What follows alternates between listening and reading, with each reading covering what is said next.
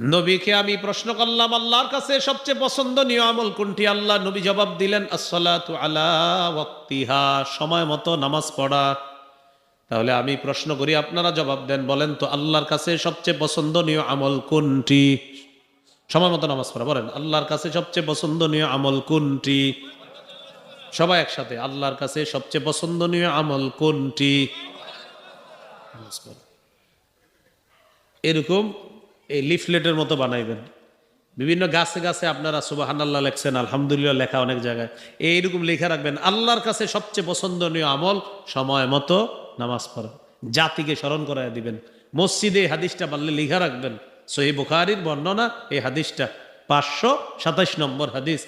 যে সাহাবী প্রশ্ন করছে আল্লাহর কাছে সবচেয়ে পছন্দনীয় আমল কোনটি, নবী বললেন সময় মতো নামাজ পড়া। ক্যাবলামুখী হয়ে নামাজ পড়া গুরুত্বপূর্ণ মাসালা।